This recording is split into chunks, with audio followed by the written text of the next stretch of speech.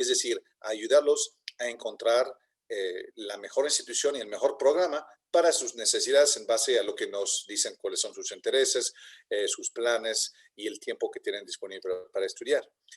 Trabajamos con todos los segmentos de la educación en Canadá.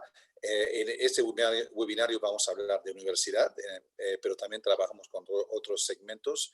Y los servicios adicionales que ofrecemos que son necesarios son los de visado de estudios y o también de trabajo, por los que lo requieren. Servicio de hospedaje, seguro médico, inscripción, revalidación, traducción, todos esos servicios y obviamente todo lo que es parte de se me va la palabra, el arreglo del viaje para cuando llegan al aeropuerto les esperan, les llevan a la casa donde se van a quedar y toda esta comunicación con la escuela lo llevamos de la mano con ustedes. ¿Ok? Entonces, ese es quienes somos, 26 años que nos respaldan de muchos años y muchos trámites que hemos hecho para realmente dominar todo este proceso y trabajamos de la mano obviamente con la Embajada de Canadá aquí en México para hacer los visados. Entonces, otra vez, tendrán la oportunidad de ver nuestros datos de contactos durante el webinario y después. Y simplemente déjenos sus datos si están interesados para que empezamos a hablar de cosas en particular con ustedes para iniciar este proyecto. ¿Ok? Bueno, entonces eso es la introducción que les quería dar. Ahora vamos con nuestro invitado especial del día de hoy, el señor Robert Finlayson. Robert es el gerente de Global International Recruitment, es el reclutor internacional de Carleton University, una universidad pública canadiense. Yo les diría que una de las universidades más prestigiosas de Canadá, en una de las más bonitas es ciudad de Canadá también, que se llama Ottawa, que es nuestra capital nacional. Robert, good afternoon. Are you there? There you are. Hi, Bruno. How are you? I'm good. How are you? Very well, thank you. How's the weather in Ottawa? I have to say it's glorious today. We had beautiful sunny weather. The leaves are at their peak. It's a nice time to be in Ottawa for sure. Multicolor, all the leaves, red, orange, yellow everywhere. It's beautiful, eh? Yeah, you're right. Normally I'm traveling at this time of the year, so I get to actually be home and enjoying it. So it's gorgeous. See, COVID has its advantages. It does. Okay, just before we start, esta presentación la vamos a hacer en inglés, entonces si hay cosas que no entienden lo pueden poner en la sección de preguntas y podemos contestarlos, y les doy la palabra a Robert. Robert, let's go ahead. I gave a little introduction. So tell us about Carleton University. Personally, I know Carleton. I love Carleton. I visited friends that studied at Carleton when I studied in Montreal. It's a great university in a beautiful city. Big enough, small enough, gorgeous, and at the center of it all, right? Ottawa, our capital city, one of the nicest cities in the country, I would say. So tell us about, I'm sure the people we have on the call want to know about, of course, your programs, costs, requirements, entry dates, and of course, everyone wants to know about the postgraduate work permit, so do touch upon these things. And I hear you have some surprises for us today in terms of free stuff and bursary program. So we'd like to hear all about it. All yours. I'll be here standing by and listening to you. That's great, Bruno. Thanks so much. I'll be sure to address all of those things. I'll just take a moment to share some slides so people can watch as I speak. Picture paints 1,000 words. All right, so we should be good to go. So again, thank you so much for that really warm introduction. Again, my name is Rob Finlayson. I've been with Carleton University for, I can't believe it, but over 12 years now. And throughout that time, I've been able to travel the world and meet with students and give them great advice about studying overseas. I guess I'd like to start by saying I applaud all of you for contemplating studying overseas and investing in international education. In my own sort of academic journey and history, I studied outside of Canada for some of my degrees. It was an amazing experience. And so coming to Canada, I think would be amazing for you for a bunch of reasons. But anyways, no matter where you go, I think going away from home for education is a tremendous opportunity and a great chance for you to learn about the world and about yourselves as well. More and more students, I think, are looking at Canada as an option. Bruno, I'm sure you can attest to this for many reasons. I think, though, first and foremost, one of the reasons that Canada stands out these days is because in the Canadian context, we have about 100 universities right across Canada. And for the most part, these are public institutions. So that makes us a little different than some of the other countries you might be considering, where you find a big mix of public and private universities. And perhaps you find a mix between, really well-ranked universities and less reputable or less strong ones. I do believe in the Canadian context, because of the accreditation process in place across our provinces, you find very high quality education, and that is a really consistent variable right across Canada's universities. So when looking at Carleton or any other Canadian university, looking at metrics like rankings or, reputation, they're all good universities. You're not going to make a bad choice in Canada. Definitely the right way forward, I think, is choosing a school based on the best fit for you as a student. So what makes Carleton different from other university, and what's the culture of the campus like, the city that it's based in, the strength of its research, the scholarships, all of these different attributes make each of our universities in Canada quite different. But it's worth mentioning, again, it's a public system. Canada spends more on its post-secondary education system than any other GA country. So at our universities, you'll find very high quality education with amazing resources and really engaging teaching style. So I think, coming and sitting in a big lecture hall at Canadian universities, you're doing more than that. You're getting your hands dirty, you're experimenting, you're debating, you're getting out into the communities that we're based in, all of which I think creates lasting learning impressions, taking you well beyond preparing to become an engineer, for example, having the skills to navigate the complexities of the world. So I think all of these things are great. Of course, because of all of these factors, you can be confident that investing in Canada doesn't preclude you from going on to grad school in the US or going back to Mexico and starting your career. It's a portable credential. So no matter where you go when you finish the degree, whether you stay in Canada or go somewhere else, it's going to be a very well recognized and highly regarded credential as well. One thing I've found through my journeys to Mexico over the years is many people in Mexico have been to Canada, I think, which is great. And hopefully people listening today have had that opportunity. If you haven't, I think one of the things, you'll hear, and I think you'll find if you come to Canada, is that it's a tremendously friendly country. In Canada, I think international students feel very much at home quickly. It's easy to make friends and to connect with other students.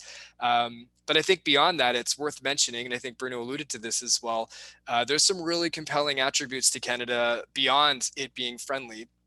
And that is to say that our international students are able to work in Canada simultaneously. So pursuing a part-time job as you progress through your degree, which is a really normal thing for a Canadian university student to do, great way to help pay for your costs. And then of course, staying post-graduation for professional opportunities. So extending your stay in Canada for 3 years to apply these theoretical degrees that you've earned and to be able to work in your field. So I think all of these things collectively really make Canada a strong destination for international students. One last point to mention as we look at the map here.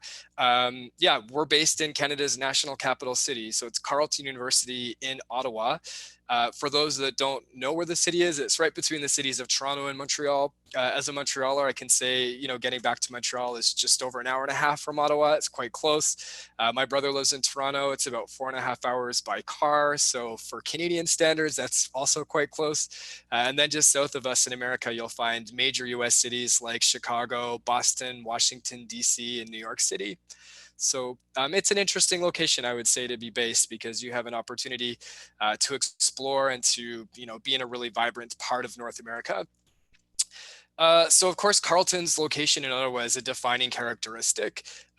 We really benefit from being based in a G8 capital like Ottawa, because our students are able to engage with resources that are just not found in other cities.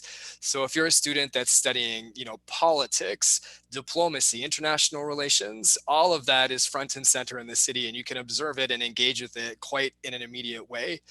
But beyond that, of course, this city houses many other infrastructure related to government. So think tanks and nonprofit organizations, big research organizations that are always based near the capital city, corporate headquarters as well, the National Broadcasting Organization, the Supreme Court of Canada. I mean, I could go on and on and on. There's just tons of infrastructure in the city that I think students really benefit from having direct access to. But one thing that people might not associate with Ottawa, or it might not be obvious, is that we also have a huge concentration of IT industry here.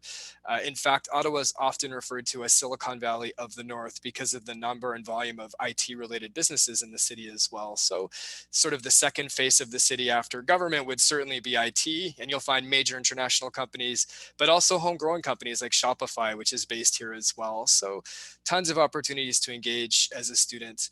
But in a more, I guess, fun way, I could say, beyond Carleton University, in the city of Ottawa, you're also going to find the University of Ottawa, St. Paul's University, the University of Quebec campus in Gatineau, Algonquin College, La Cité Collégiale. There are many other post-secondary institutions that attract many young people. And so in the city of Ottawa, you're going to find vibrant student communities, a really fun city. Many of you are familiar with Toronto, Montreal, and Vancouver, sort of these really big famous cities. Ottawa is sort of like a Goldilocks city in that it's a medium-sized North American city. It's just over 1 million people, which makes it very livable. So getting around the city, traffic, safety, pollution, all of that is not a factor in the city. Cost of living is really low. But at the same time, it's a really vibrant city that hosts international sporting events, cultural festivals. Obviously, I mentioned the diplomatic communities, so there's tons of film festivals. Like really everything you could need is there. All the infrastructure of a large city, but none of sort of the headaches that you might find in larger centers. So I think across all of these aspects, a lot of people love Ottawa for study. I think the Times rankings identified Ottawa on the top 50 cities globally for education for some of these reasons. It's also worth mentioning, if any of you speak French, that there's a French flavor to the city that I think a lot of people find really charming as well. So here you can see Carleton University, an aerial photo of our campus. So sort of taken in the late fall. All of the buildings you see here in the center on that island represents Carleton University's campus within the central part of Ottawa. So it is a campus-based university, but at the same time, we're in the downtown part of the city. And so I think that really gives students sort of the best of both worlds, if you will. By virtue of being a campus-based university, we have a really strong sense of community. So I mean, students stay on campus when their classes are finished. They support the sporting teams when they work out in the gym. They maybe meet their friends for a cup of coffee or a drink after class. There's just tons that you can do on campus. But at the same time, you don't suffer at the expense of location. You don't have to take a bus for 2 hours to get into the city center because we're already in the city center. So getting off campus is something that you can really take advantage of as well. I mentioned at the very beginning that choosing university based on fit for you is an important criteria for choosing the right school. So what does Carleton look like, and what makes Carleton different from other universities in Canada? So we're considered to be a comprehensive university, which means we offer a broad array of subjects, really almost all subjects. So engineering and design, science, social science, and business, and many majors, undergraduate, master's, and PhD programs. A lot of research happens at Carleton. So the professors that are teaching undergraduate courses are actively creating new knowledge in their respective fields as well, which is quite an interesting thing to consider. Our student population is about 32,000, making us a medium-sized university. And again, I think that's sort of a nice place to be because looking for the right fit for you, to compare it to the largest university in Canada that has about 85,000 students, to the smallest university, which has less than 300. So with our population, we have the numbers to offer all the infrastructure of a big university, great sporting facilities, student support, academic advising. We have everything, but we haven't lost that sort of intimacy. So it's easy to know your professors by name, and it's a really friendly sort of context at the same time. Of our student population, I think it's really important to mention it's an incredibly diverse mix of students. Carleton students come from right across Canada. You saw it's a huge country, but they also come from the United States and Mexico. They come from across the Latin American region. They come from Europe, Asia, Africa, and the Middle East. So I think students at Carleton really benefit from being part of this international community of scholars. As you move through your degree, you're going to make friends with all these people from all over the world and across Canada. And then no matter what you do when you graduate, you're part of this international connection of alumni that live and work all over the world. So, and you learn from each other too, which I think is really important. I mentioned at the beginning, I don't think rankings are as important when you're looking at Canada's universities. It's a bit of a complex sort of array of criterion that they're looking at. But some of you might be considering that. It's worth mentioning, Carleton does appear in the top 5% of the world's universities across all rankings. Programs that are highly ranked at Carleton would include engineering, math, and computer science. And of course, we have a premier program for international relations with a lot of Canada foreign service workers having studied with us at Carleton. So quite a lot of opportunities. In terms of what the university is like, as you can see, it's quite a large campus. It's actually 62 hectares of park-like green space in the city center. We're bordered by the Rideau Canal, which is a UNESCO World Heritage Site. And the campus itself, in many ways, is like a city within the city. So if you need to see a doctor, that's on campus.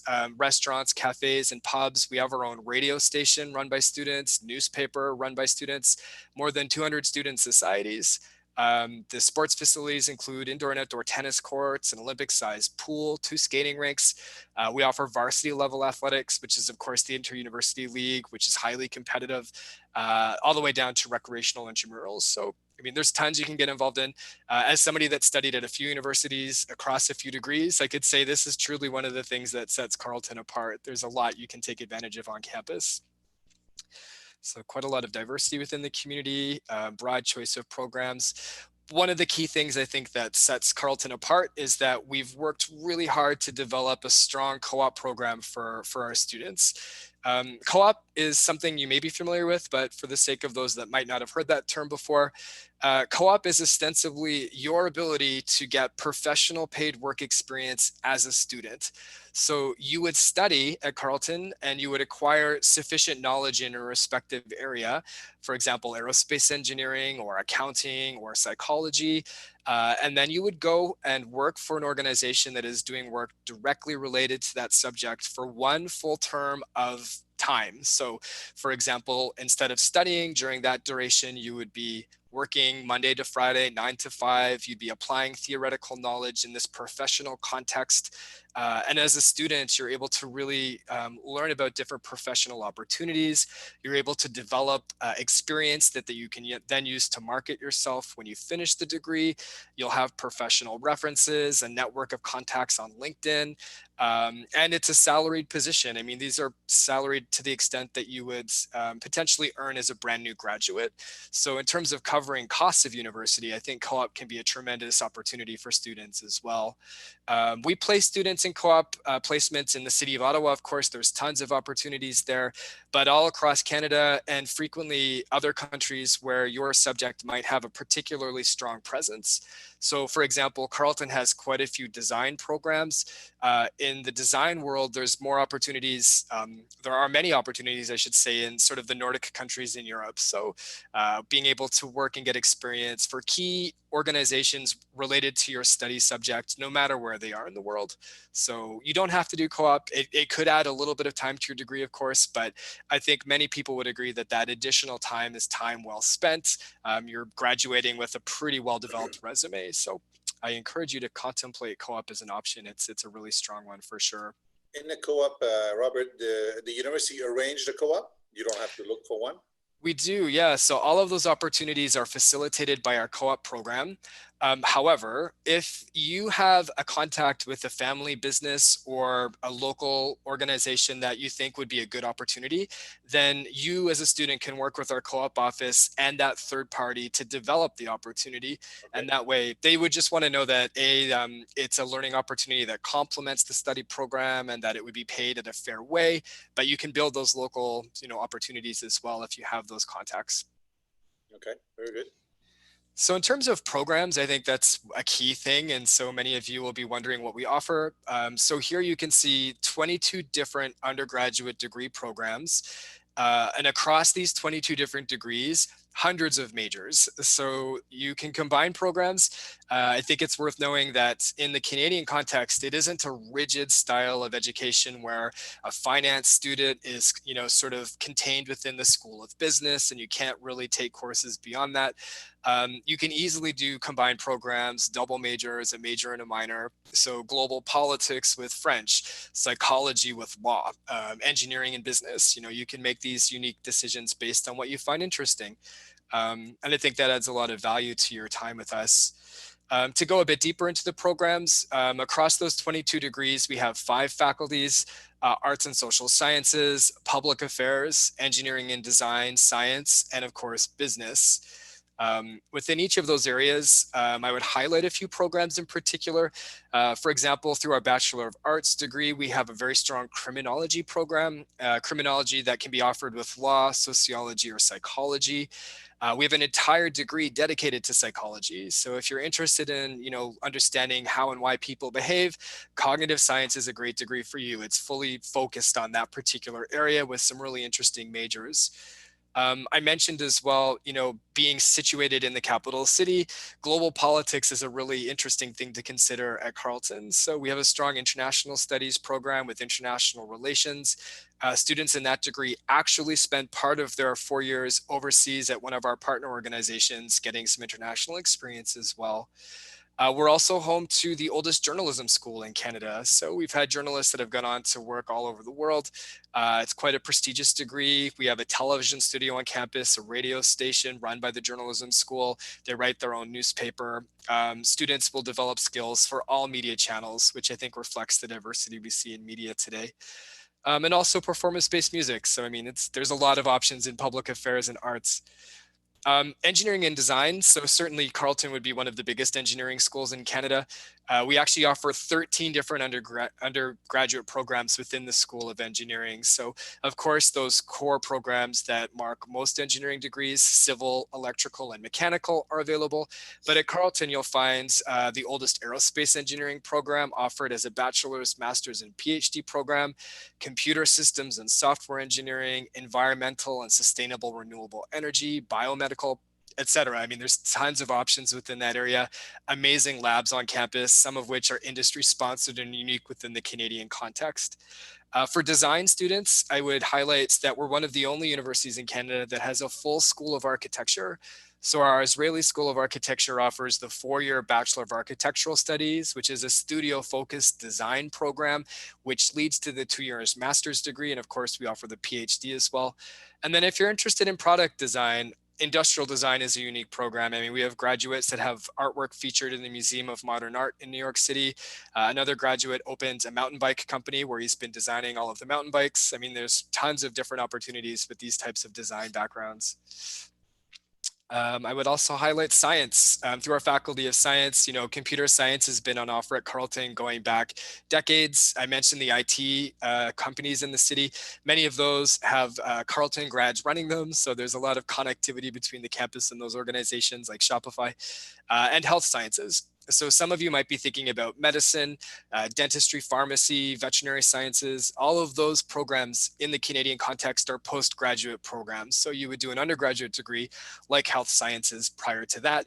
We have a very strong program for health sciences, and we go on to offer that at the master's and PhD levels. So lab-based research related to human health. And I'd also highlight math. Not a lot of people pursue math degrees, but math students find it easy to find work and highly paid work at that. One of our graduates won an Oscar for special effects for a Hollywood movie based on algorithms with a math degree. So you never know. Okay. I wouldn't expect that. And then finally, Sprott School of Business. So we have 2 business degrees for any of you that are thinking about launching a company when you graduate. For sure, we're a great choice.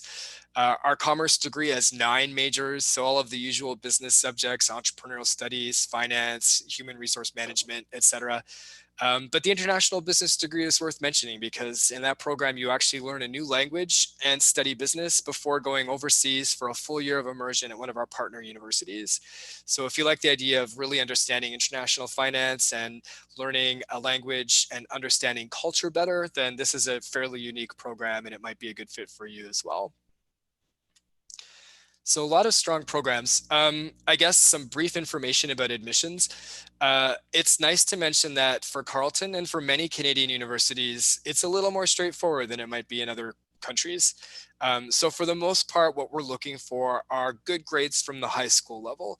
So we would look for transcripts that indicate success across your years of high school. And we look for prerequisite subjects as a basis to go into different degree programs. So for example, those pursuing science or engineering, we put a greater emphasis on math and science courses over somebody studying international relations or psychology, perhaps. We do not require reference letters, personal statements, or the SAT or ACT scores. If you do have SAT scores and you've done really well, by all means include them. They can't hurt, but it isn't an obligation. You don't have to include those. Any student that is studying international credentials like the International Baccalaureate or British A-levels or even the advanced placement courses through the College Board, we recognize that additional effort and we award transfer credit in first year. So you would find that your first year courses are satisfied by completing some of those credentials as well. So it's a fairly straightforward process. I mean, the only consideration I would mention beyond this is if you are looking for a design program like architecture or a performance program like music, there would be additional requirements, but we would always clarify that for you and provide you with guidance on that piece as well. Being able to prove English proficiency is necessary because English language institution. Many students can do that by having studied for 3 consecutive years at an English high school or through a TOEFL or an IELTS score. Our test scores are here, 6.5 on the IELTS or 86. We do offer a foundation program. So for those that have a good score, but slightly less than what's needed, you can still begin your studies, although you would be placed in the ESL foundation program where you would study ESL plus your course at the same time, and you would progress through that at different levels once you satisfy no further ESL. So it gives you the opportunity to start and improve your English simultaneously. You accept Duolingo, Robert? We do not. So yeah, unfortunately, it would have to be sort of MELAB, Pearson, Kale, IELTS, or TOEFL at this stage. Yeah, so I guess if you are interested to apply, I would encourage you to work with our preferred partner, Class Education in Mexico. They're an amazing resource and based locally. You can apply to Carleton directly. And for students that apply as a result of this activity, we would be happy to waive the application fee. So normally there is a fee to apply, but we're very excited to welcome you to our campus potentially, and we're happy to support that. It's a straightforward process. After applying, you can upload documents and we can work with you very quickly on decisions. Cost is an important factor. I mentioned, because Canada has primarily public education, cost does compare favorably to other countries when you look at comparably ranked universities. Our fees in US dollars would be between $20,000 and $30,000 with an additional $8,000 for living expenses. That would be room and board living on campus. But I'm pleased to say we offer very strong scholarships. So many students that come to Carleton would receive support. Last year, for example, we gave away more than $24 million in scholarships and bursaries. And so it's available. All of our scholarships are available to all international students. There are 0 restrictions or anything like that. The entrance award is the most accessible one. So any single student that applies to Carleton would be assessed for the entrance scholarship based on their admission average. So if you have good grades, you would receive an award ranging from $4,000 up to $16,000 allocated over the 4 years of the degree. We invite applications for our competitive scholarships. So those of you that have got a lot of extracurricular stuff like volunteer work, community service, you should consider applying for our prestige scholarships. Some of those would come close to covering all of your expenses. And we're last but not least, one of the only universities that gives money away based on financial need. So as a Carleton student in your second year or your third or fourth year, you can actually apply for a bursary, which isn't tied to grades. It is a gift of money based on your family finances. So I think when you're thinking about cost for Canada, remember that you can work and study part-time as a student. In Ontario, minimum wage is second highest in Canada, just over $14 an hour. Being able to take advantage of these professional paid work opportunities through the co-op program, the entrance scholarships, the competition for prestige awards and the bursaries. And then finally, maybe if you don't get admitted to the university with a scholarship, it doesn't mean you can't earn one at the university. So once you become a Carleton student, if you do well academically, then you could receive an in-course scholarship as part of your studies. So we do our best and that we can provide you with guidance. Oops, so just have to close that.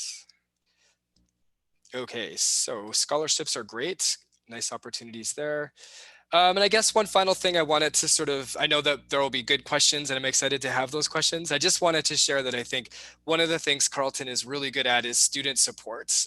So through our International Student Services Office, academic advising, if you're sort of progressing through your degree and you're looking for some help with maybe changing your major or moving into a different program, whether you look for peer assisted support, we run that for programs and classes that traditionally people have struggled with.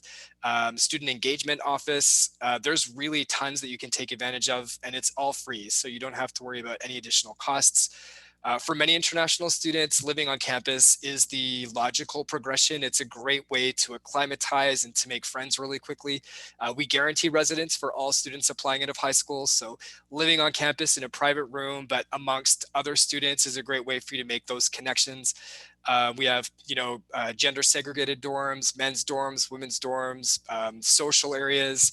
All of the food we serve is sourced from local farms, prepared fresh on demand. So if you're a vegetarian or you're looking for kosher, not an issue. We can easily meet all of those requirements. And again, it's just a really engaging campus. There's tons that people can get involved in, whether it's working out in the gym, volunteering, developing leadership skills through clubs and societies. So I guess to close, we can have questions, but there's, I think, tons of ways for us to continue to stay in touch, and we look forward to doing that with you over the weeks and months ahead. Right. Bruno, I'll leave it there, I think. Yeah. Yeah, truly a beautiful university, a very, very large university, 34,000 students, about 5,000 international students. From how many countries? At least, 25, 30 countries, I bet, right? About 150, actually. So, yeah. 150 countries. Wow, I didn't get that far. Wow. Amazing, and all that in a beautiful, big enough, small enough city, which called Ottawa, which is truly one of our nation capital, but a really beautiful city. Very well. Okay, yeah, we do have questions. I think, did you not have a testimonial? I think you had a testimonial video, right? I do, yeah, I'd love to share that with you. So one of our current students, Mayo, originally from Mexico City, who's studying science with us, and whose sister just started studying with us as well, wanted to share some words, so I can play that now if you're interested. Okay, let me just introduce a little bit. Esta señorita se llama Majo, vino con clase desde el año pasado, empezó, se acercó a nosotros, la registramos en Carleton, empezó en enero, antes de toda esta pandemia. Ya está en su segundo semestre y le encantó tanto que su hermana ya empezó en septiembre de este año, o sea, hace 3 o 4 semanas, ya su programa también. Ella sí lo empezó a distancia desde México y cuando vuelve a abrir el país se integrará con su hermana en la universidad. Importante comentar ahí que existe la posibilidad de estudiar en línea en Carleton mientras el país está cerrado y no tiene ningún efecto sobre su capacidad de lograr el famoso Postgraduate Work Permit mientras está estudiando en línea. Hasta el 50% de su programa puede estudiar en línea mientras haga el otro 50% en Canadá. Así que vamos a ver su testimonio de Majo, a ver cuáles son sus comentarios sobre la universidad y su programa. Okay, go ahead, Robert. All right.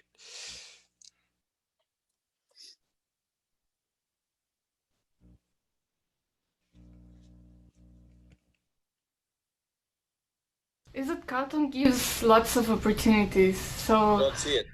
I think for me, bear with me. Sorry, I think I just have to quickly share this. Yeah. Nice voice, but it's nice to put a face to a voice. Indeed. Bear with me for one quick sec. Share screen. Okay, we should be good to go. Now questions are coming in.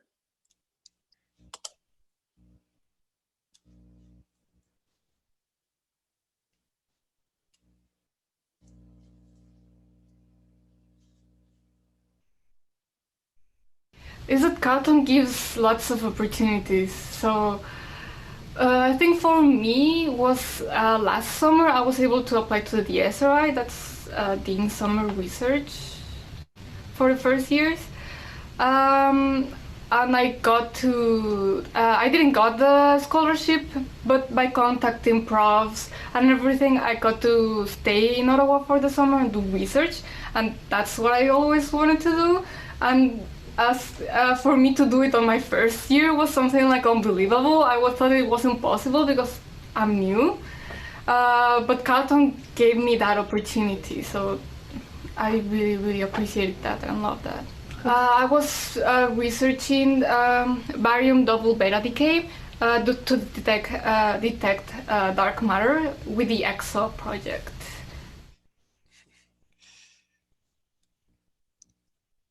Interesting. So that's Majo. She's there. She started in January 2020. Correct. And so she did almost the full first semester presential, and then the last few weeks she was online, and now she's in September online, but from Ottawa, right? Yeah, that's right. So she completed her first year here, and I guess now is studying virtually for the time being, alongside her sister, who has started with us as well. We are so excited to welcome students back to campus as soon as it's safe to do so, likely next September, I guess. Yeah. All right. Very good. Okay. So, so we have some questions. Robert, help me out. I'll read them out to you. I'll do a freestyle translation on the fly, and we'll see how you can help me answer them. Okay. Great. We have Paola Gutierrez, who says, ¿cuánto lleva el proceso? How long is the process from applying to being sitting there, sitting in the university? Yeah, that's a great question. So we operate on a rolling admissions basis, which means the application is open now and students are able to apply anytime going forwards, and they would be applying for the September intake. So basically this time next year, September, they would be starting at the university. After applying, we would ask for academic documentation, which, depending upon where Paula is in her academic career, whether she's in her final year of school or perhaps she's finished, we would look at those transcripts. If we needed to, we would ask for the next iteration of grades. Usually by December, we have midterms, and that's sufficient to make a conditional offer. Of course, the conditional offer is in many ways like a final offer, in that you've secured a spot at the university in your program, scholarship, you can apply for the Canadian study permit, you can coordinate all of the logistics. All you need to do is supply the final transcript once you complete the program. Your high school leaving certificate would be needed, but you can go ahead and do everything with the conditional admission. So we'll start making offers as early as December. So I would say applying early is definitely advantageous. The deadline to apply is typically in the spring, but be mindful that some programs are at capacity before the deadline. So there's certainly an advantage to applying early. Oh, right now you're taking applications for all three intakes? We are. That's true. We do offer a January program as well if people were interested in coming a little earlier. But the majority of students would be likely beginning in September. That's when every single program has space. Is it fair to say that 100% of your programs start in September, about 60% start also in January, and could I say 40% start in May? Correct. Yeah, that's a fair way of putting it. Okay, all right. So all semesters are open now for application, and so once we send in the documents, it could be what, 3-4 weeks for you to review them? Yeah, so we're not making any offers at this stage. We usually start in November. So we would be able to kind of get back to students that have applied early and that have given us enough to be able to make a decision. Yeah, by November, certainly December. Generally speaking, for international students and definitely for preferred partners like Class Education, we do our best to give students a fairly timely reply. As I mentioned, I studied overseas. I know how much thinking there is in the process. We want to make sure you have everything you need as early as possible. Y una vez que tenemos esta famosa carta de aceptación que está comentando Robert, nosotros en Class Education tenemos un departamento de visados. Entonces, allá con su carta de aceptación le mandamos un listado de documentos que necesitamos de ustedes para aplicar por su visa de estudia y trabaja. Así, si van solos, van a tener una visa de estudio y trabajo para estar en Ottawa. Y si van con su pareja o con su familia, van a tener una visa de estudio y trabajo. Su pareja tendrá una visa de trabajo. Y sus hijos, si tienen más de 5 años, podrán ir a la escuela pública canadiense de manera gratuita. Okay, esos son de los beneficios. Vamos a hablar un poco más adelante de esos beneficios. Okay, we have Fernanda Martinez. She's interested in the architecture program. Oh, good. But she'd like to know if it includes the interior design. Is there a great question. Design component to it? It doesn't focus on interior design per se. So there are different facets to the program, including, traditional design aspects, restoration and conservation of historical buildings. It doesn't have a strong interior design focus, though. I have to be clear about that. Okay. I don't think you do. You accept the Cambridge exam, right? We do. Yeah. Okay. So because Fernanda has the Cambridge certificate, so she said, would she have to do the English test? And in that case, she won't. As long as it cannot be more than 2 years old, right? Correct. Yeah. Okay. Ernesto Isaac Guerrero. This question just moved on me. Okay. Is admission for fall 21 already open? Well, we just answered that. It starts a little bit later on, but I think, we need some time to get ready. We need some time to translate your document, Ernesto. We need some time to give you the list of documents that we need if we need to prepare those documents. So I would start right away. Carleton is very much in demand. Canada is a top country in the world right now to study abroad. So the world is looking at Canada as a destination for their studies, not just Mexico and not just you. So I would always go way ahead of time to make sure you have a spot, to make sure if you're missing some documents, you have time to still reply and still be on time.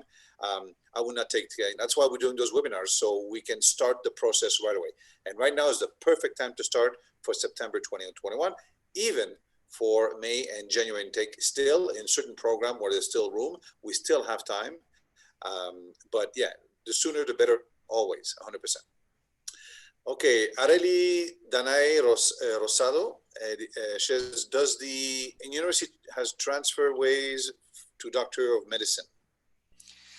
Yeah, so anybody that's thinking about applying to professional medical programs when they graduate with the undergraduate degree, certainly there's no formal pathways at any university in Canada, to progress from an undergraduate degree to a medical school. But that said, there are no preferred entry points regardless of your status. So if you studied at a school with a medical program that doesn't give you any sort of higher ranking in terms of your application, it's still going to be based on grades, volunteerism, and other factors as well. What I would say is we have excellent programs from which many students have gone on to study medicine. I would highlight it's such a competitive process that I would encourage students to, of course, pursue their dreams, but at the same time, contemplate, if medical programs become difficult because it's such a hard process, that we offer great master's and PhD programs in human health. So lab-based research related to genetics, neuroscience. So why do people develop Alzheimer's, for example? The person that finally solves why we get cancer and cures it is probably not going to be a doctor, but somebody working in a lab. So many different ways forward, I guess, if that answers the question. True. And right now there's lots of opportunity in that field, especially in Canada, and especially given the new pandemic, that we are living through. Okay, Fernanda Martinez, ¿cuántas personas son? How many people are accepted in the architecture exam from the architecture exam? Yeah, that's a great question. It is worth mentioning. It is a pretty competitive program. The portfolio is a critically important component. So, while you need to have good grades, you have to have math and physics, those sort of basic academic requirements. You still need a portfolio that kind of meets the expectations of the selection committee. Typically, the portfolio is comprised of 5 pieces of original art. I would show diversity. I wouldn't sort of focus on doing the same thing 5 times. You could do a sketch, a painting, a watercolor, even a photograph. I think what they'd like is to be able to see who you are and how you see the world and how that's, reflected in your art. In terms of the design stuff, blueprinty type things, they're going to teach you all of that. You don't have to worry about putting that together. I think it's the creativity that they're really trying to capture. There's a writing assignment as well, some references. So it's a fairly important piece. I would say, certainly if you're looking at architecture, we can follow up with a very direct list of what the requirements are, and sort of putting that together now actually is a good idea. You can start working on it over the next few months. And then by the time it's due, which would be in March, you'll have a very good body of work that you can draw from for that submission. Okay. Very good. Jonathan Campoy, is there any program focused on marketing? Yeah, so the Bachelor of Commerce. So I would recommend our business school. So you can study marketing as a commerce major, and then definitely be sure to take advantage of the co-op opportunities through that program because very strong work experience component to it. But if you're interested in the international business side, as I mentioned, you can also, take that up with the language requirement and have the overseas experience simultaneously. Although the overseas piece sort of trumps co-op. So if the work experience is more important, then definitely commerce is the way to go. Yeah, Bachelor of Commerce, right? Which is what I did. Yeah. Okay. Tell us about the co-op program.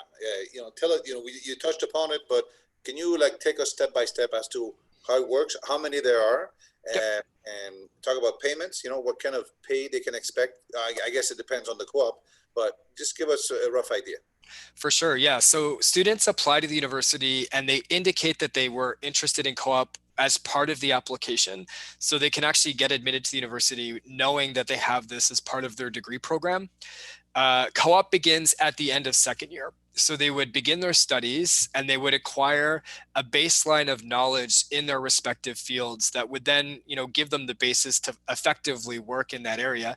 So for example, engineering students or computer science students, you can imagine when you go on a co-op work term, it is designed to fit with what they've learned to date. So it isn't an internship where, oh, we've got a student intern, they're going to be, booking our meetings and bringing the coffee.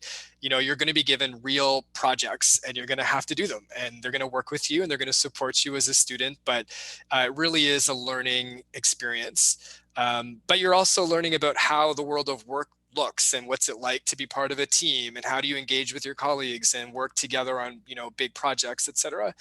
The co-op office, they facilitate all of the opportunities. So, in the months leading up to the first term that you could do co-op, you'll have met with the co-op office many times. They help you prepare your resume. They sit down and do mock interviews with you. And then when it's time, all of those opportunities are presented and then the students apply for them. So you have the ability to choose, okay, this is my first choice, my second choice. Some of them are in Ottawa. Some of them might be in other cities though. And you can sort of decide I don't really want to move to Vancouver for 4 months. So I'm going to not apply for that one. But you might also think oh, wow, that's a great company. I do want to do that. It's going to be amazing for my resume. So the students get to make those decisions. The duration of co-op depends as well. I mean, they're usually one term, so 4 months, but we've had co-op terms that are sometimes 12 months. So, and again, the student gets to sort of make that decision oh, it's a whole year of space in my degree. But at the same time, the type of commitments, to do a co-op like that, it's probably because it's a pretty good project. And so you're leaving with a pretty substantial piece of experience on your resume. So I think it's nice to know because students get to make those choices. They learn about job hunting by going through the application process. And then throughout the co-op term, our co-op office will meet with them on site, 2 or 3 times to make sure everything is going well, to get feedback and to support the student as they go through that experience as well. When they finish their first co-op term, they come back, they continue their studies.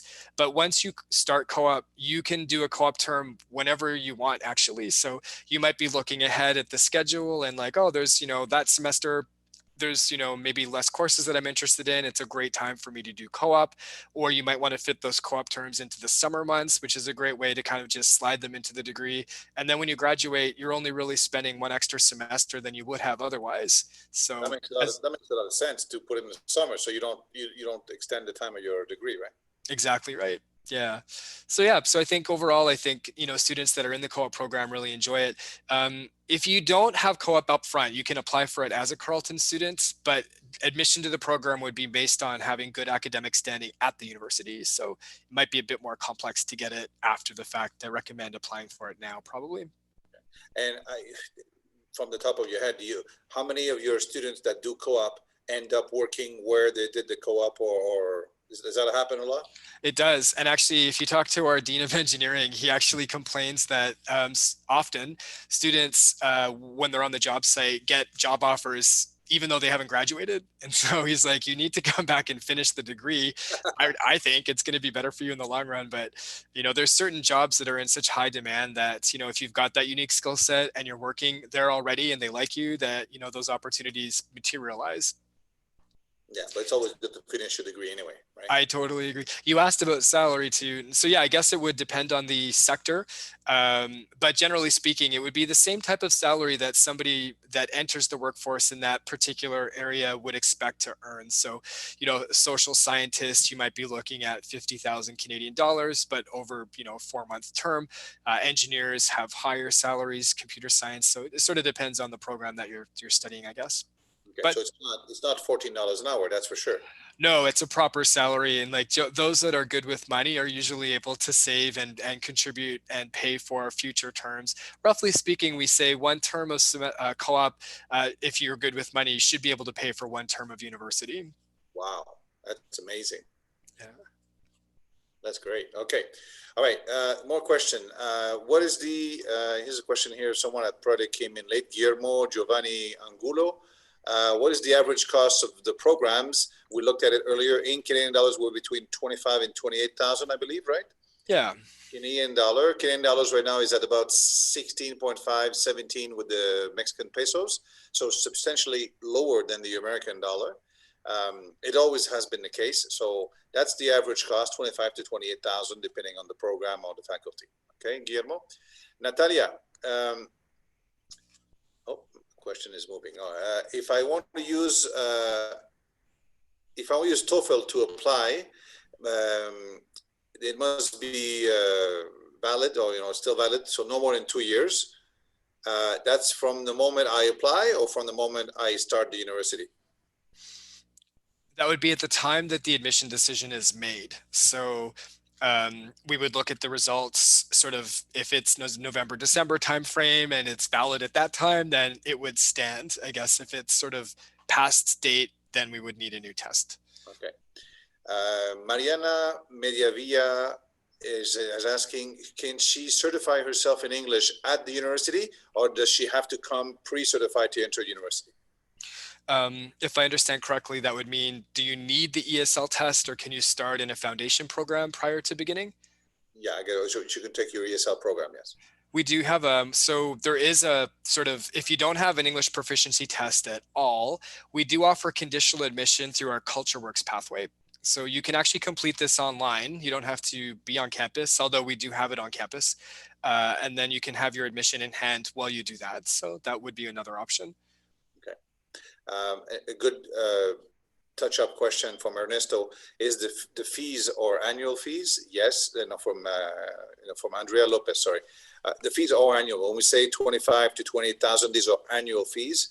You can pay by semester, so roughly half of it per semester. So, and ongoing every semester, you have to pay before the semester, but yes, you can pay by semester, or you can pay by year as you wish.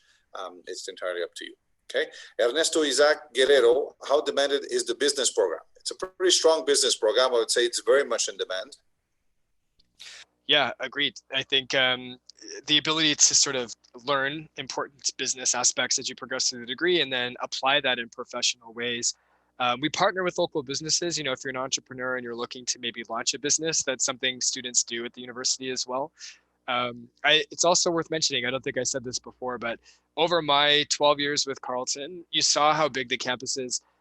We've built a new building every year during my time at Carleton, and the latest building that's about to open sometime this fall is the new building for our Sprott School of Business. So the students that start next September will be the very first students in this designated specific only business building. It's a beautiful facility. So I think you'll enjoy that if you do come. It's very impressive to see the kind of investment that goes in a public university in Canada. It's unbelievable. It's millions of dollars, and it's ongoing every year. Millions of dollars in building and infrastructure, millions of dollars in bursaries for students, even for international students. It's unbelievable the importance that education has in Canada and in the eyes of our government. And that's why, as you said earlier, Robert, Canada is the most educated country in the world, I believe. I think we have a 57% of our population has had post-secondary education and up. So we see where the money goes. At least you see that money is well invested, and it's giving great opportunities to our younger population.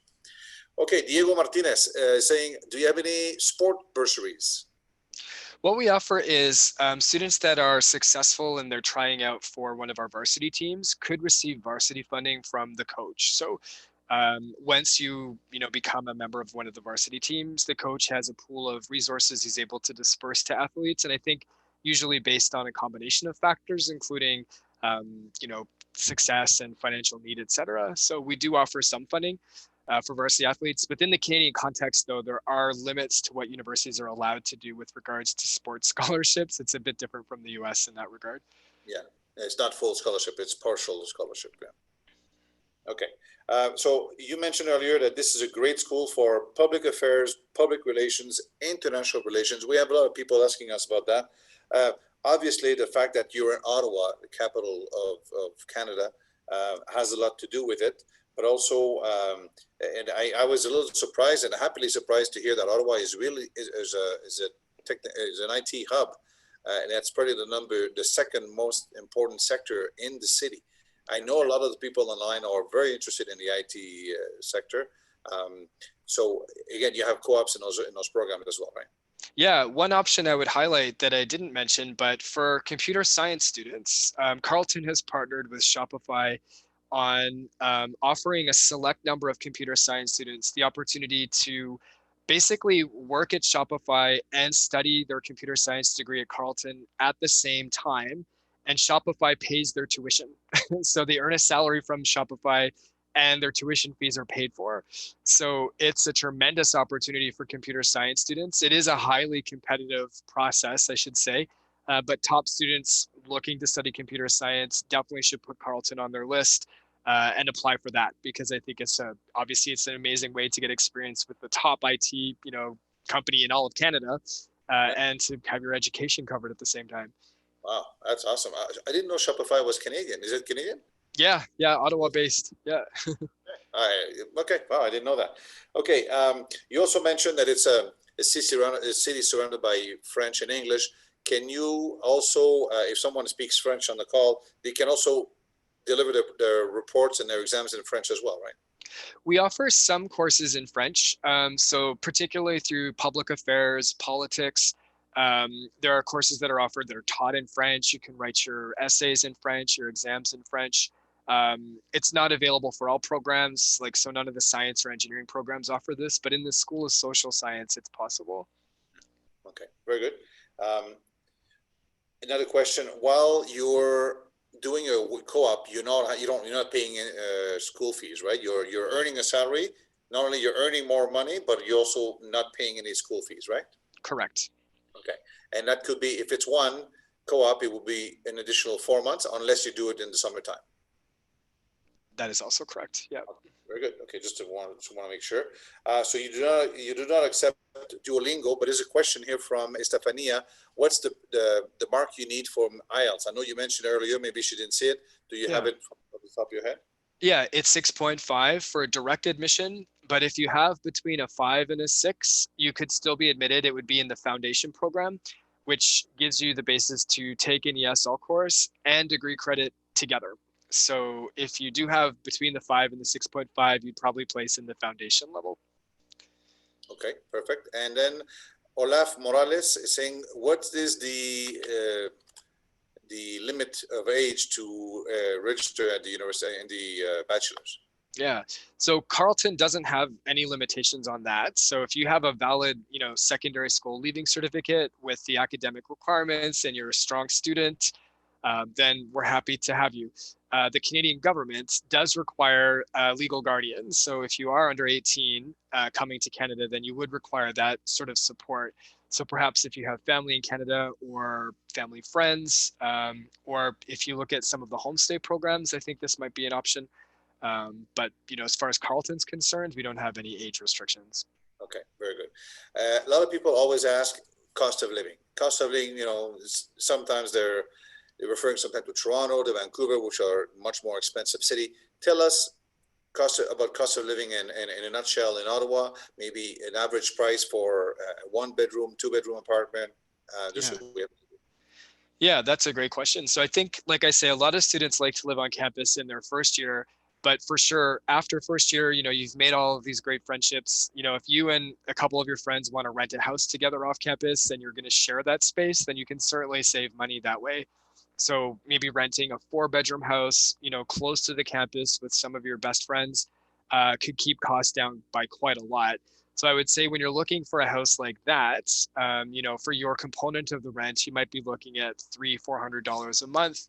And then obviously food on top of that. If you want to live by yourself in a 1-bedroom apartment, you're looking probably closer to $800 to $1,000 a month for something like that. So shared still space. very, very accessible. Yeah, and you'll also find there are families, especially around the campus, where, we have a big house, but we have an in-law suite and we're renting that to students. So it's sort of like a quiet space in the house that's yours, but, it's less expensive. We have an off-campus housing service that we provide. So for those seeking guidance with this, we certainly can give them information, and there's tons of housing postings there as well. Okay, very good. Okay. I want to talk a little bit about the financing because in times of COVID, it's become a recurring topic. En Class Education, mucha gente nos ha preguntado sobre opciones de financiamiento, sobre todo por el COVID, ahorita que trae mucha incertidumbre. Entonces, hemos hecho algunas alianzas con empresas financieras mexicanas que ofrecen financiamiento específicamente para estudiantes que se van a estudiar en el extranjero. Son financiamientos en pesos que se pagan a la institución en dólares, obviamente, pero el peso y la deuda a pagar después se hace en pesos a una tasa preestablecida que no va a cambiar por lo largo del préstamo. El préstamo puede ser desde 6 meses hasta 60 meses, es decir, hasta 5 años. Aquí en la pantalla tenemos unos ejemplos nada más. Podemos financiar el 100%, el 50%, el 20%, lo que sea que necesitemos. Como ejemplo, nada más, si fuera un préstamo de 175,000 pesos, a un plazo de 24 meses estaremos pagando 9,726 pesos mensual por 24 mensualidades. O si fuera 36 meses, baja de más de 2,500 pesos o casi 2,500 pesos la mensualidad a 7,340 pesos, ¿no? Y si nos vamos a 48 o 60 meses, sigue bajando la mensualidad, obviamente. También existe el esquema de mensualidades escalonadas. Es decir, si vamos a hacer quizás el primer año no va a trabajar uno tanto, o el segundo año o el tercer año va a empezar a trabajar más, podemos pagar menos al inicio del préstamo y pagar más después cuando ya estamos haciendo, por ejemplo, los co-ops o cuando ya empezamos a trabajar. Entonces, existen varias opciones. Si les interesa, nada más avísenos a su ejecutivo de cuenta en Class Education para que los pongamos en contacto con nuestros aliados y empiezan a hablar de esas posibilidades. Ellos les hacen un estudio socioeconómico en 5 o 10 minutos, es sin costo, sin compromiso, y de ahí van viendo si son sujetos a un préstamo y por qué cantidad, y de allá juntos van a ver la forma de hacer el repago de este préstamo, si es a 24 meses, a 36 meses o a más tiempo. Se ponen de acuerdo con ellos, y en cualquier momento, si deciden hacer aportaciones adicionales o liquidar el préstamo, lo pueden hacer sin ninguna penalty. ¿Okay? Entonces, Class Education les podemos orientar con eso. Creo que es un buen servicio. Y además que si a veces tenemos un colchón ahorrado, pero no sabemos lo que va a pasar un poco con el COVID, puede ser una buena solución para algunos de ustedes. Okay? Muy bien. Okay, let's go back to some of the last questions because it's already been over an hour and I don't want to take too much of the audience time.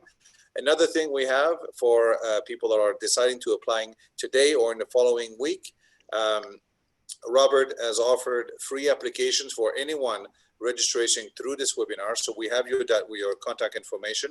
Anyone registering through that webinar will get free application. Also, usually we start with a 15,000 peso down payment to start your procedures, your application process with us. We have a special price today for this webinar at 10,000 to get started. The idea is to get the ball rolling, to start the application process, because there's time involved, and Robert has mentioned the time it takes for them also to go through the application. And we need to be in the first line of people accepted, so we have enough time to apply for our study visa and work visa.